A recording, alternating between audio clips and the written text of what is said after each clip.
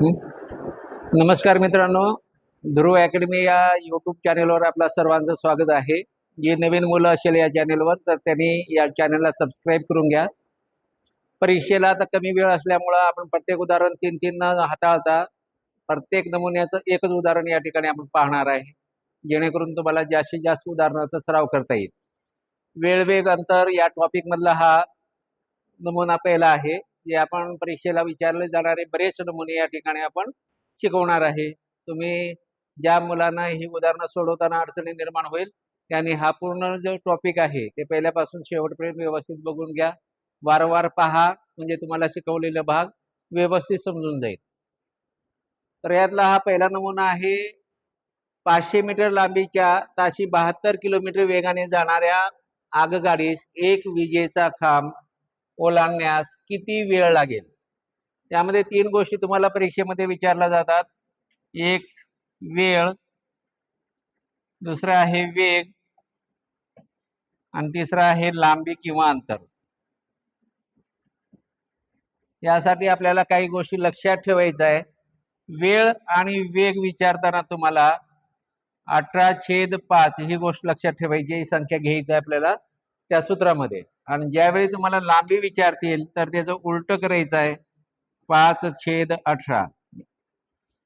ही गोष्ट तुम्हाला माहित असेल तर अशी उदाहरण तुम्हाला व्यवस्थित सोडवता येईल. ज्यावेळी तुम्हाला वेळ विचारतील त्यावेळी लांबी भागिले वेग करायचा आहे, आणि वेग विचारलं तर लांबी भागिले वेळ करायचा आहे. आणि ज्यावेळी लांबी विचारतील त्यावेळी वेळ गुणिले वेग, म्हणजे या ठिकाणी सूत्र साधारण तुम्हाला लिहून देतो मी.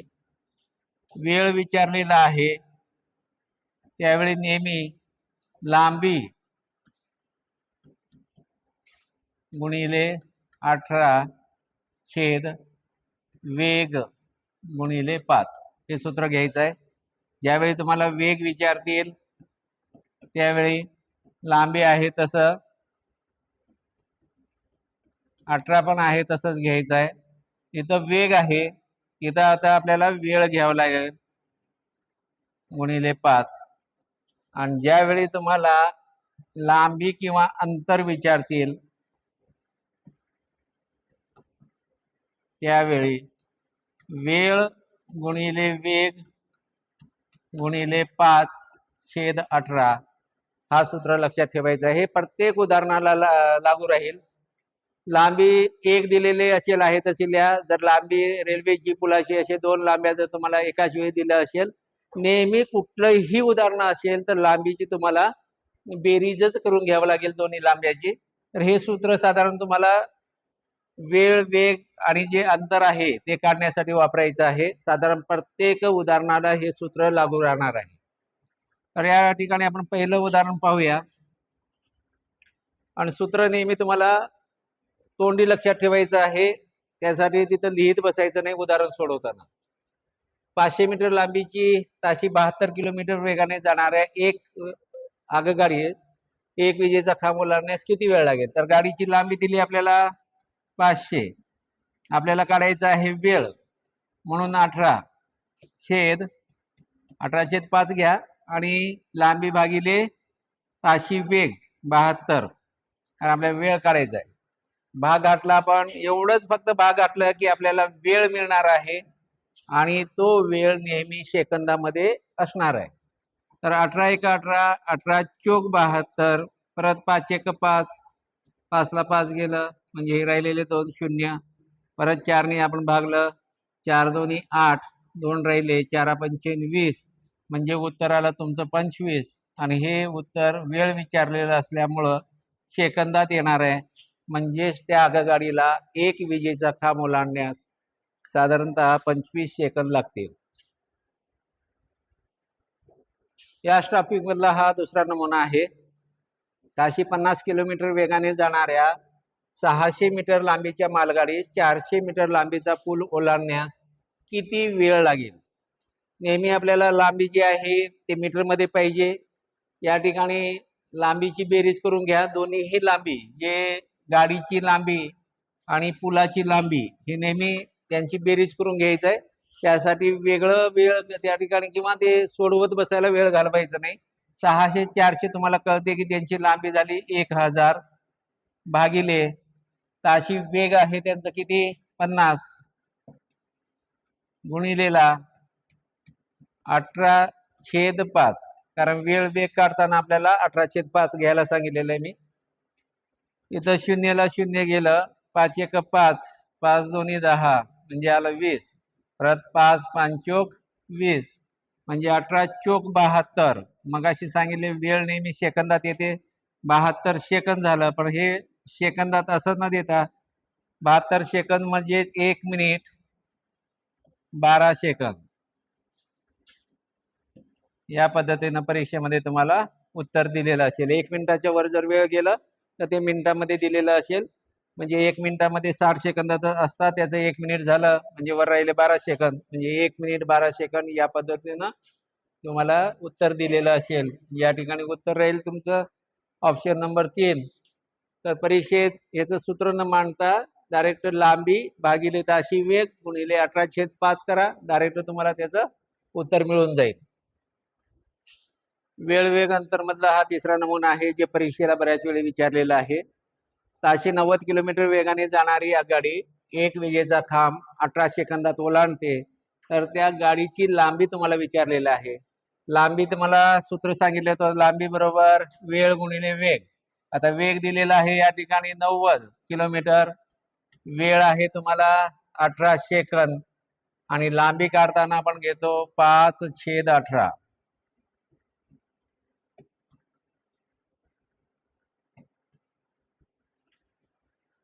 इथं आहे वेग गुणिले वेळ आणि आपल्याला लांबी काढताना वेग गुणिले वेळ देऊन 5/18 ही संख्या गुणाकारात घ्यायचं आहे.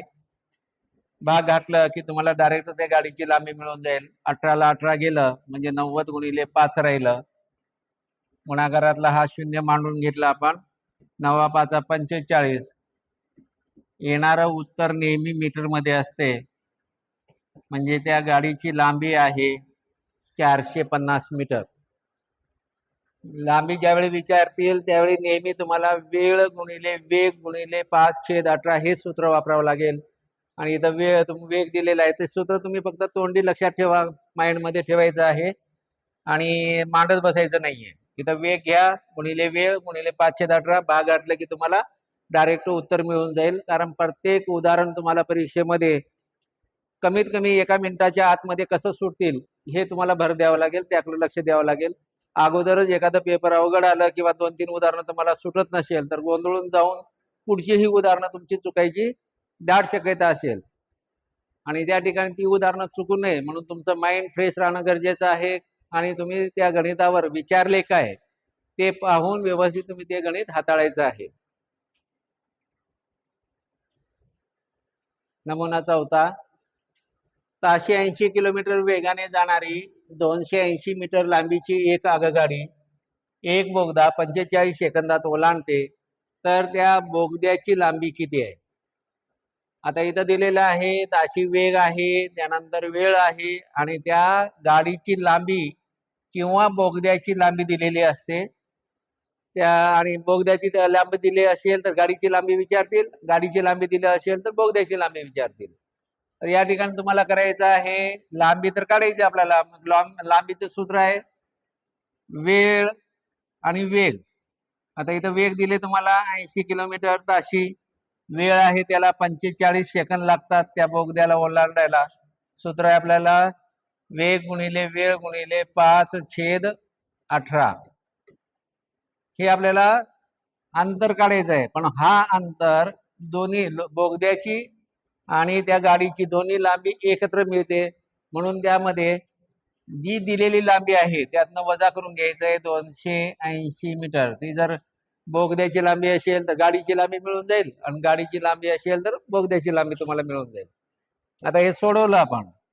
9 दोन्ही 18, 9 5 45 परत 1 2 चोक 8 म्हणजे 40 गुणिले 5 गुणिले 5 यांचा जर गुणाकार केला आपण तर 25 होईल. शून्य घ्या गुणाकारातलं. 25 चोक 100 म्हणजे 1000 मीटर ते लांबी आली. ही लांबी गाडी आणि तो जो बोगदा आहे त्या दोन्हीची लांबी एकत्रित राहते. मग त्यापैकी आपल्याला बोगद्याची लांबी माहित आहे किंवा गाडीची लांबी इथं दिली आपल्याला 280 मीटर, म्हणजे बोगद्याची लांबी मिळून जाईल. यातनं आपण 280 मीटर वजा करायचं इथं दिलेलं. 0, 10तनं 8 गेलं तर 2 राहतील, 5ला 1, 10 मधून 3 गेलं म्हणजे 7, म्हणजे साधारण त्या बोगद्याची लांबी मिळून जाईल आपल्याला 720. आणि येणारं उत्तर नेहमी मीटर मध्ये राहणार आहे, म्हणजे बोगद्याची लांबी 720 मीटर राहील. सूत्र आहे तसं सूत्र घालून तुम्ही अगोदर उत्तर काढून घ्यायचं आहे. येणारं उत्तर हे दोघांची एकत्रित लांबी असणार आहे. त्यामधून आपल्याला जर त्याने गाडीची लांबी दिली असेल ते वजा करा, बोगद्याची लांबी मिळून जाईल. आणि जर बोगद्याची लांबी दिली असेल तर ते वजा करून घ्या, गाडीची लांबी मिळेल. जी काही लांबी दिली येणाऱ्या उत्तर मधून वजा करून घ्यायचं आहे. दुसरी जी विचारलेली गोष्ट आहे ती आपल्याला या ठिकाणी मिळून जाणार आहे. पुढचा नमुना 1.8 किलोमीटर अंतर 45 सेकंदात ओलांडणाऱ्या गाडीचा ताशी वेग किती? आता इथं दिलेलं आहे आपल्याला 1.8 किलोमीटर, पण नेहमी अंतर आपल्याला मीटर मध्ये पाहिजे. 1 किलोमीटर मध्ये 1000 मीटर असतो आणि हे 8 म्हणजे 800 मीटर. या दोघांची बेरीज केली साधारण 1.8 किलोमीटर मध्ये मीटर जर आपण रूपांतर केलं तर 1800 मीटर येईल. फक्त अशी वेग किती आहे, किती सेकंदात? 45 सेकंदात ओलांडणाऱ्या गाडीचा ताशी वेग. मग आता वेळ इथं दिलेला आपल्याला 45 आणि आपल्याला वेग आणि वेळ काढताना 18/5 ही संख्या घ्यायला सांगितलेली होती. भाग घातलं की आपल्याला डायरेक्ट उत्तर मिळून जाईल आणि त्या गाडीचा ताशी वेग पण मिळून जाईल आपल्याला. 9×5 = 45, 9 दोन्ही 18, परत यांचं जर गुणा केलं 5×1 = 5, 5×3 = 15, राहिले किती 3, हा 0 मांडलं 30 झालं, 5×7 = 30, राहिलेलं 0 मांडून घ्या. परत 5×1 = 5, 5×7 = 35, एक राहिलं, 5 दोन्ही 10, म्हणजे 72 × 2 केलं तर 144 येईल आणि हे ताशी किलोमीटर मध्ये असेल. 144 किलोमीटर प्रति तास किंवा ताशी 144 किलोमीटर. नेहमी या ठिकाणी जर किलोमीटर मध्ये अंतर दिलं असेल तर त्याचं रूपांतर मीटर मध्ये करा. वेग विचारला असेल तर अंतर भागिले वेळ करा आणि जर वेळ विचारली असेल तर अंतर भागिले वेग करा, म्हणजे तुम्हाला विचारलेली गोष्ट मिळून जाईल. वेळ वेग अंतर मधला हा पुढचा नमुना आहे. 9 सेकंदात एक गाडी 120 मीटर जाते तर तिचा ताशी वेग काढायचा आपल्याला. इथं लांबी दिलेली आहे तुम्हाला 120 मीटर भागिले ताशी वेग दिले इथं 9 सेकंद, वेळ दिलेला आहे 9 सेकंद आणि विचारलेलं आहे तुम्हाला वेग, म्हणजे या ठिकाणी 18/5 करा. लांबी भागिले वेळ गुणिले 18/5 केलं आपण तर आपल्याला ताशी वेग मिळून जाईल. 9×1 = 9, 9 दोन्ही 18, म्हणजे 5×1 = 5, 5 दोन्ही 10, राहिले 2, पुढचा 0, 5×4 = 20, म्हणजे 24 × 2 केलं तर 48 मिळेल आणि हे आहे ताशी वेग, म्हणजे 48 किलोमीटर प्रति तास या वेगाने जाईल. वेळ वेग अंतर मधला हा अतिशय महत्वाचा असा नमुना आहे. बऱ्याच प्रश्नपत्रिकेत हा नमुना विचारलेला आहे. थोडस नमुना मोठं दिसलं की विद्यार्थी गोंधळून जातात आणि एका मिनिटात सुटेल का नाही हा प्रश्न निर्माण होतो. तर मुंबईहून एक मोटार मद्रासला जाण्यास सकाळी ठीक 6 वाजता ताशी 40 किलोमीटर वेगाने निघाली. त्यानंतर सकाळी ठीक 7:30 वाजता त्याच ठिकाणाहून दुसरी मोटार ताशी 50 किलोमीटर वेगाने निघाली. तर त्या दोन मोटारीची भेट किती वाजता होईल? त्याचं सूत्र आहे वेळेतलं फरक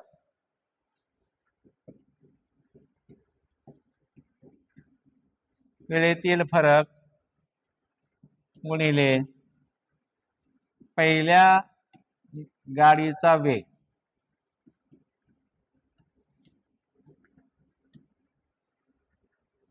भागिले वेगातील, कारण दोन्ही गाड्या एकाच दिशेने जात असल्यामुळं वेगातील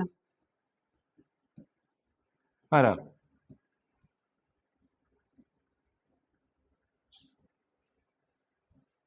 तुम्हाला ज्यावेळी दोन गाड्या आहे एकाच दिशेनं जाईल त्यावेळी वेगातला फरक काढायचा आहे. जर त्या गाड्या परस्पर विरुद्ध दिशेने जात असेल या पद्धतीनं तर त्यावेळी दोन्ही वेगाची किंवा दोन्ही त्या ठिकाणी जे वेळ दिलेले आहे त्यांची करायची बेरीज, तुम्हाला दोन्ही वेगाची बेरीज करून घ्यायचं आहे. आणि जर परस्पराच्या दिशेनं एकमेकांच्या दिशेनं जरी जात असेल तरी वेगांची बेरीज करायची आहे. एकाच दिशेनं असेल तर तुम्हाला करायचं आहे वेगातील फरक, आणि जर ते विरुद्ध दिशेनं किंवा परस्पर दिशेनं असेल तर दोन्ही वेगांची बेरीज करायची आहे. या दोन गाड्या एकाच दिशेनं जात असल्यामुळे आपण वेगातील फरक हे नेहमी प्रत्येक उदाहरणाला हे सूत्र तुम्हाला लागू पडेल. आता या सूत्रामध्ये आपण माहिती भरूया. वेळेतील फरक जर आपण घेतलं तर 6 आणि दुसरी गाडी 7:30 ला येते, म्हणजे साधारण 1.5 म्हणजे 1.5 तास फरक आहे. पहिल्या गाडीचा वेग आहे तुमचा 40 किलोमीटर प्रति तास, आणि वेगातला फरक जर आपण काढलं, एक गाडी 40 किलोमीटर वेगाने जाते, दुसरी गाडी 50 किलोमीटर वेगाने जाते. 50 मधून 40 गेलं म्हणजे राहिलं इथं 10. जेवढ्या गोष्टी शक्य आहे तेवढं तोंडी सोडवा, जेणेकरून तुमचं वेळ वाचेल. तुम्हाला एवढीच गोष्ट सोडवली की डायरेक्ट उत्तर मिळून जाणार आहे. केलं काय आपण, वेगातील वेळेतील फरक गुणिले पहिल्या गाडीचा वेग भागिले वेगातील फरक. 0 ला 0 जर गेलं तर हे तर पॉइंट नाही असं धरून तुम्ही गुणाकार करून घ्या. 15 चोक 60 होईल. आता एका घरानंतर पॉइंट आहे गुणाकारात, म्हणून एका घरानंतर पॉइंट दिलं तर येणारं उत्तर हे तासामध्ये असणार आहे. म्हणजे साधारण 6 तास त्या दोन गाड्यांची भेट व्हायला लागेल. मग आपण मोजायचं कुठून, तर दुसरी गाडी ज्यावेळी सुटली त्या वेळेनंतर बरोबर 6 तास आपल्याला मोजायचं आहे. सकाळी ठीक 7:30 वाजता, मग 7:30 नंतर 6 तास मोजा. 8:30, 9:30, 10:30, 11:30, 12:30 आणि 1:30, म्हणजे साधारण सकाळी निघाली म्हणजे दुपारी 1:30 वाजता, 1:30 वाजता हे उत्तर राहील. काही वेळेला तिथं दुपारी पण असते आणि रात्री. दुपारी 1.30 आणि रात्री 1.30. जर तुम्ही उत्तर काढलात पण गडबडीमध्ये जर ते रात्री आणि दुपारी असा शब्द पाहिला नाही तर त्या ठिकाणी तुमचं उत्तर चुकण्याची शक्यता दाट असते. त्यामुळे इथं सकाळी शब्द वापरले म्हणजे तिथून 6 तास मोजलं की येणारं उत्तर हे दुपारचं राहणार आहे. मग दुपारच्यासाठी त्याने शॉर्ट ह्याच्यामध्ये दु असं लिहिलेलं असते, म्हणजे त्याचा अर्थ आहे दुपार. म्हणजे तुमचं ते 1:30 वाजता ती गाडी एकमेकांना भेटतील. उत्तर तुमचं पर्याय 3 नंबर हे ऑप्शन राहील. वेळ व एक अंतर मधला हा 8वा नमुना आहे. हाही नमुना परीक्षेमध्ये बऱ्याच ठिकाणी विचारलेला आहे. मुंबई ते बेळगाव हे 590 किलोमीटर अंतर आहे. एकाच वेळी 7 वाजता परस्पर दिशेने निघालेल्या एसटी गाड्यांचा वेग अनुक्रमे ताशी 48 किलोमीटर व ताशी 70 किलोमीटर आहे. तर दोघीच्या भेटीच्या वेळी बेळगावहून निघालेल्या गाडीने किती अंतर कापले. तर या ठिकाणी तुम्हाला दिलेलं आहे 590 किलोमीटर जे एकूण अंतर आहे. कुठल्या गाडीचं वेग विचारलेलं त्याने, बेळगावची गाडी. आता ताशी अनुक्रमे शब्द वापरल्यामुळं पहिल्या गाडीचा वेग आहे 48 मुंबईचं, आणि दुसरी गाडी आहे बेळगाव 70 किलोमीटर. परस्पर विरुद्ध दिशेने मगाशी सांगितले तुम्हाला, जर दिशा एकच असेल तर फरक करायचा आहे. दिशा जर परस्पराच्या दिशेनं किंवा विरुद्ध दिशेनं असेल तर दोन्हीही वेगाची बेरीज करायची आहे. म्हणजे 70 आणि 48 दोन वेगाची जर बेरीज केली तर होईल किती, 118 किलोमीटर. दोन्ही वेगाची बेरीज करून घ्या, कारण बेरीज करायचं आहे परस्पर विरुद्ध दिशेनं जात असल्यामुळं. भाग घातला आपण 59, 59 दोन्ही 118, राहिलेला 0. परत बे एक बे, बे पंचेन 10, 70 गुणिले 5 राहिलेलं आहे. यांचं जर गुणाकार केला तर गुणाकारातला हा 0 आणि 7 5 35, म्हणजे येणारं उत्तर किलोमीटर मध्ये राहील. म्हणजे बेळगावहून गेलेली गाडी जी आहे ते 350 किलोमीटर प्रवास करेल. आणि जर तुम्हाला मुंबईहून निघालेल्या गाडीचं काढायचं असेल तर इथं फक्त जो ताशी वेग आहे तो फक्त बदल होईल. म्हणजे 8 पंचेन 40 ला 0, हातच्याले 4, 4 पंचेन 20 आणि 4 24, म्हणजे मुंबईहून गेलेल्या गाडीनं 240 किलोमीटर अंतर कापेल. दोन वेगवेगळ्या वेळी उत्तर काढण्यापेक्षा तुम्ही एकाच ह्याच्यामध्ये उत्तर काढायचं आहे. परीक्षेमध्ये वेळ वाचवायचा आपल्याला. एकूण अंतर घेऊन टाका, 590 आहे. बेळगावहून गेलेल्या गाडीचा ताशी वेग आहे 70 आणि दोन्हीही गाड्यांच्या वेगांची बेरीज करायची आहे. परस्पर विरुद्ध दिशेने असल्यामुळं ती आहे 118. आणि हे सोडवल्यानंतर तुम्ही अवघ्या 1 मिनिटामध्ये हा उदाहरण सुटून जाईल. 2 पंचेन 10 म्हणजे 7 5 35, एवढं सोडवल्यानंतर डायरेक्ट तुमचं उत्तर मिळून जाईल. भरतीला विचारलेला हा प्रश्न आहे, प्रश्नपत्रिकेमध्ये पडलेला आहे. मुंबई ते अहमदाबाद अंतर 2000 किलोमीटर आहे.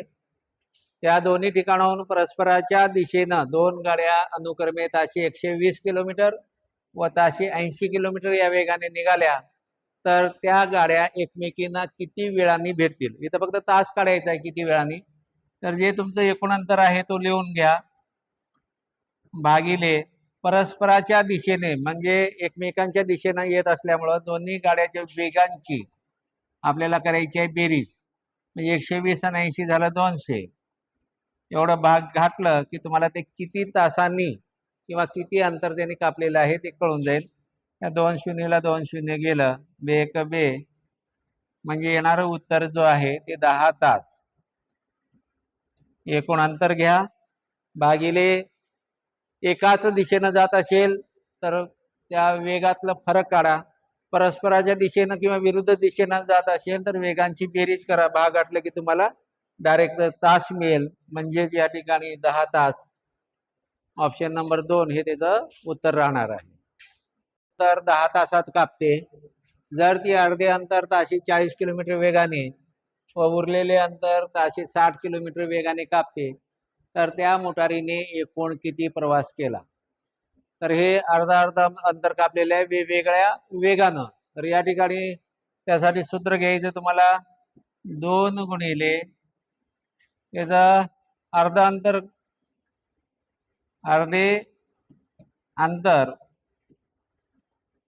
गुणिले उरलेलं अंतर गुणिले किती तास लागले त्याला 10 तास, भागिले त्या दोन्ही वेगांची बेरीज.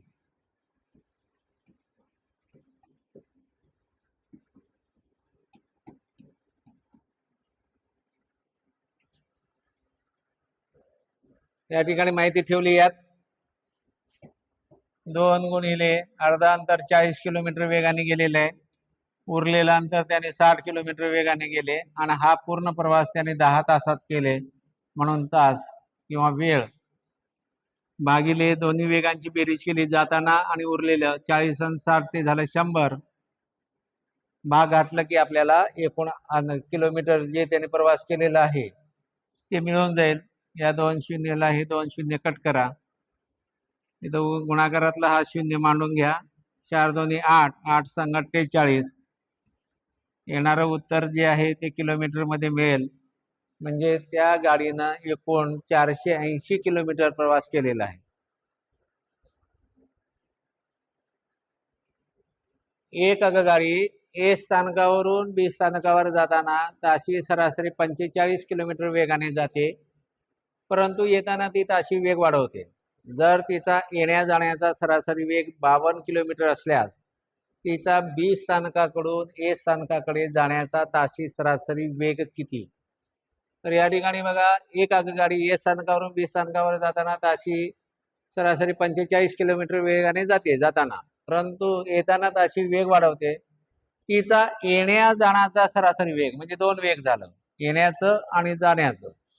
तर हे सरासरी असल्यामुळे आपण 52 गुणिले 2, कारण हे येण्याचं जाण्याचं दोन्ही वेग आहे, म्हणजे होईल 104 किलोमीटर त्याचं यायचं आणि जायचं वेग. त्यामध्ये आपल्याला माहित आहे की जायचं वेग तिथं 45 किलोमीटर आहे. त्यामधून आपण 45 किलोमीटर वजा केलं तर त्याचं येण्याचं वेग मिळून जाईल. 4 मधून 5 जात नाही म्हणून 14तनं 5 काढलं आपण, 9 राहिलं. 10तनं 5 गेलं तर 5, म्हणजे त्याचं येण्याचं ताशी वेग जो आहे 59 किलोमीटर आहे. ताशी 59 किलोमीटर. पुढचा नमुना आहे 126 किलोमीटर अंतर जाण्यास एका बसला 210 मिनिटे लागतात. वेग कायम ठेवल्यास ती बस किती मिनिटात 168 किलोमीटर जाईल? एकमान पद्धतीचं उदाहरण आहे 126. आता इथं त्याचं वेग आहे म्हणजे किलोमीटर, 126 किलोमीटर जाण्याला त्याला 210 मिनिटे लागतात, म्हणजे हे वेळ आहे, हे अंतर आहे. तर वेग कायम ठेवल्यास ती किती, 210 मिनिटे लागतात. वेग कायम ठेवल्यास ती बस किती मिनिटात 168 किलोमीटर जाईल? जो अंतर आहे, अंतराखालीच लिहू.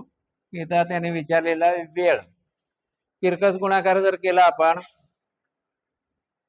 तर 168 गुणिले 210 भागिलेला एक्स समोरची संख्या येईल 126.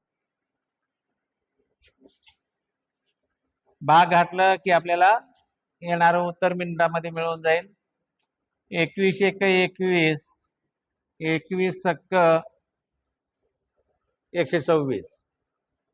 परत 6 एक 6, 6 दोन्ही 12, किती राहिले 4, 6 8 48, म्हणजे 28 गुणिले 10 केलं तर 280 मिनिट. येणारं उत्तर हा मिनिटामध्ये राहणार आहे, म्हणजेच त्याला 168 किलोमीटर जायला 210 मिनिटे लागतील. या पद्धतीचे बरीच उदाहरणं परीक्षेमध्ये आहेत. तर एकमान पद्धतीनं मांडून घ्यायचं. 126 जायला 210, तर 168 जायला किती मिनिटं लागतील? तिरकस गुणाकार केलं की डायरेक्ट तुम्हाला उत्तर मिळून जाईल.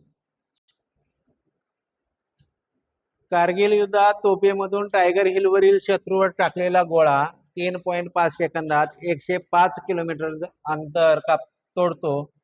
तर गोळ्याचा प्रति सेकंद वेग काढायचा आपल्याला, एका सेकंदाला किती जाते. हे पण एकमान पद्धतीमध्ये येतील. 3.5 सेकंदामध्ये तो जातो 105 किलोमीटर प्रति सेकंद, म्हणजे एका सेकंदात तो किती जाईल. तिरकस गुणाकार केला आपण तर येईल 105 गुणिले 1 केलं, नाही केलं तर चालते, भागिले एक्स समोरची संख्या आहे 3.5. इकडचा एक घर पॉईंटचा काढायचा असेल आपल्याला इथला, तर इथं वरच्या बाजूला 1 शून्य वाढवून टाका. 35 एक 35, 35 त्रिक 105. जर तुम्हाला 35चं येत नसेल तर 7 5 भागाला 5 7 35 येईल. 5 2 10, 5 1 5, परत 7 1 7, 7 त्रिक 21 होईल. हा राहिलेला शून्य दिला म्हणजे 30 किलोमीटर प्रति सेकंद त्याचा वेग आहे.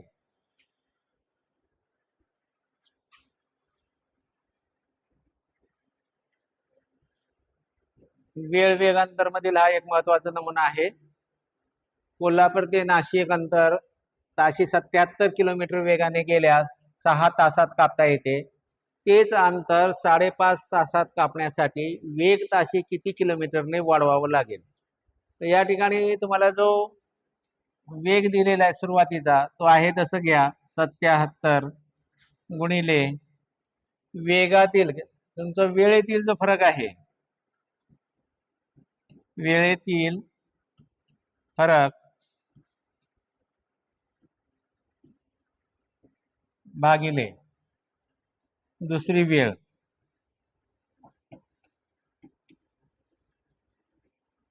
यामध्ये जर तुम्ही माहिती ठेवली तर उत्तर येईल तुमचं 77 गुणिले 6 तास आणि 5.5 तास यांचं फरक काढलं 6 मधून 5.5 जर वजा केला तर येईल तुम्हाला 0.5 फरक तुमचं वेळेतलं भागिले दुसरं वेळ जी आहे ती 5.5 तासाची आहे.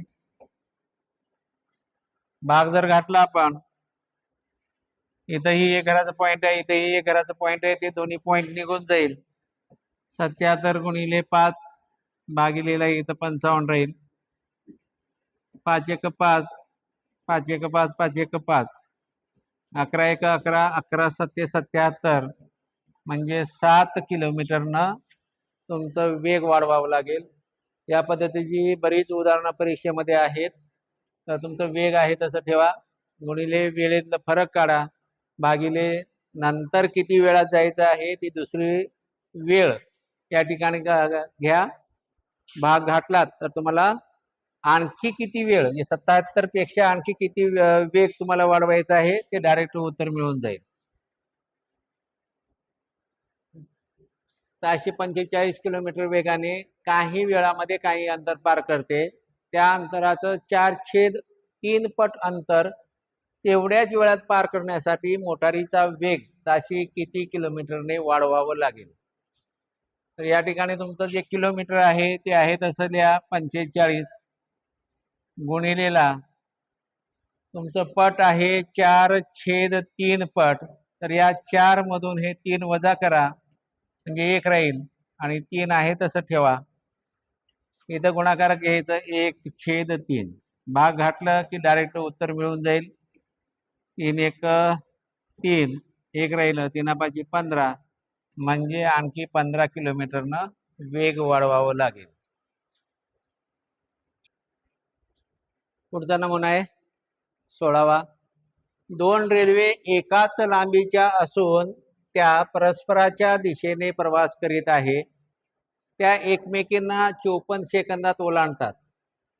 जर त्यांचा वेग अनुक्रमे 72 किलोमीटर प्रति तास आणि 48 किलोमीटर प्रति तास असेल तर गाड्यांची प्रत्येकी लांबी किती. प्रत्येकी म्हणजे प्रत्येक गाडी 2 गाड्या आहेत दोन्हीचं या ठिकाणी ताशी वेग दिलेला आहे.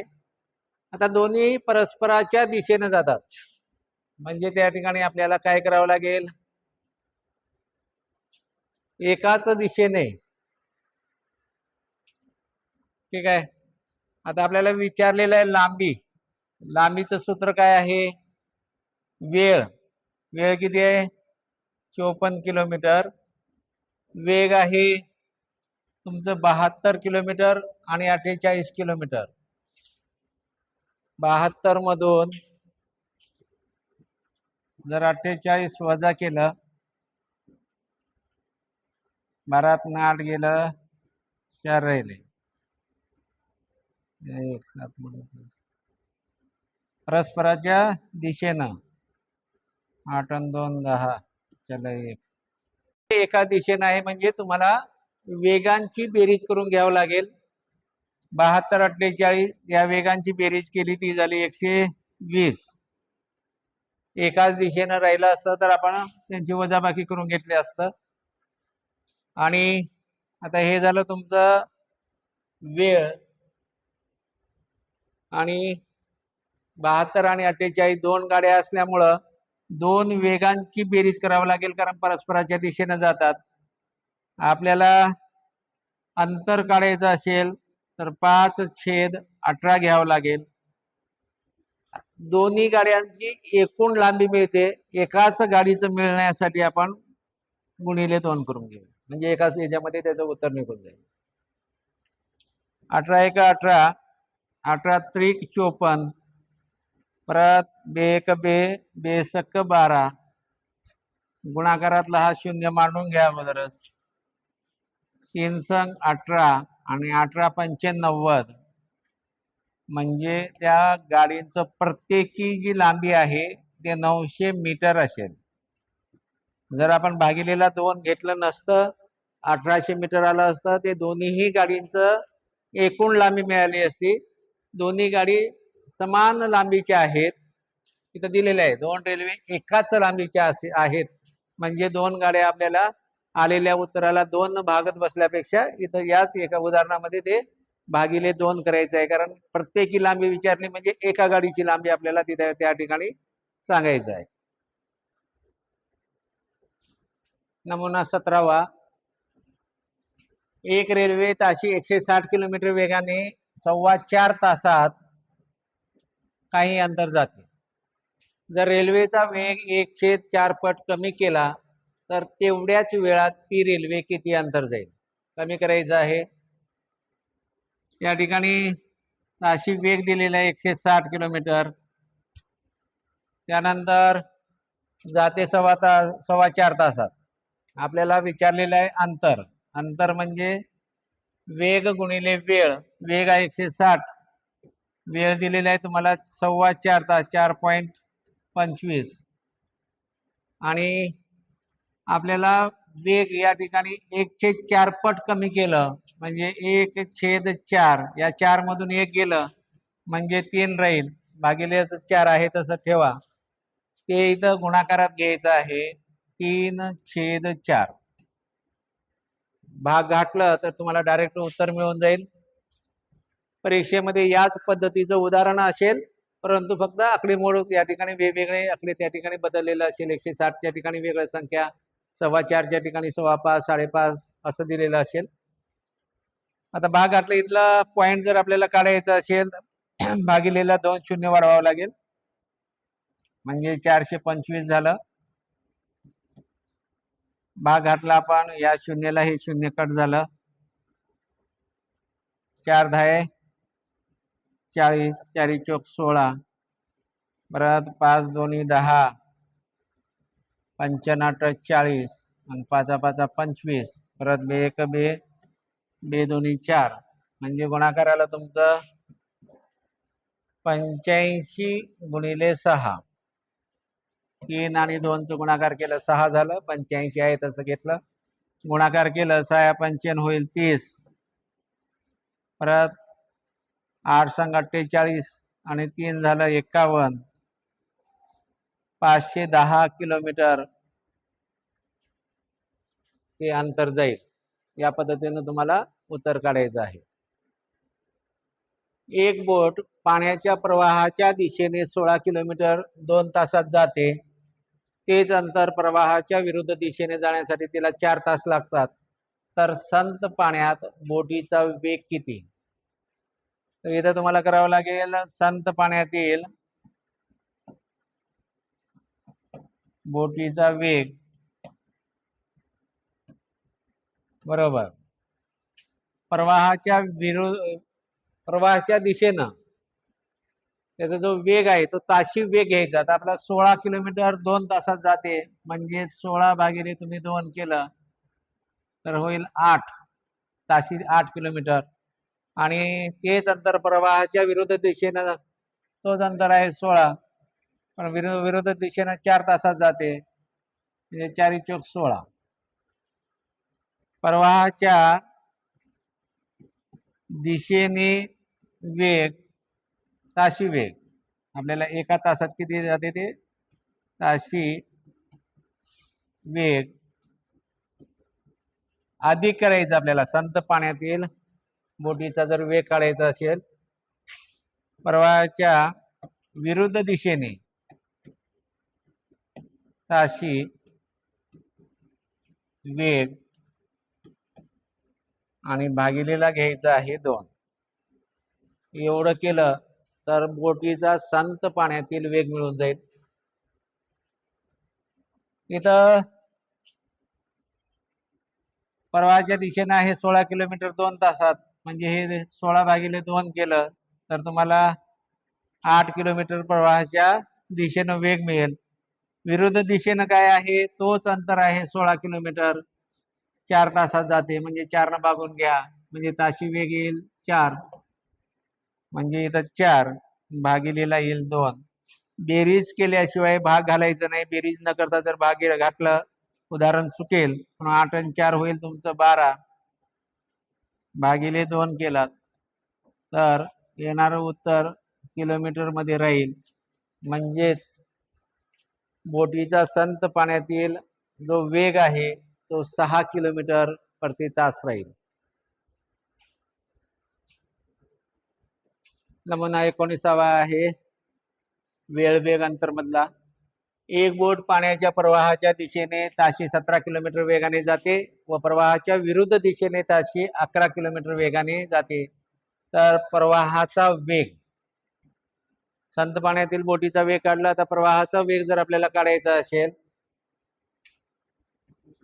प्रवाहाचा वेग सूत्र घ्यायचं आहे. प्रवाहाच्या दिशेने ताशी वेग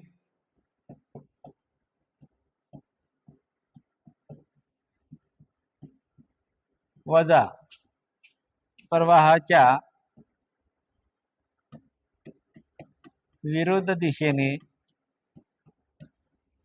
ताशी वेग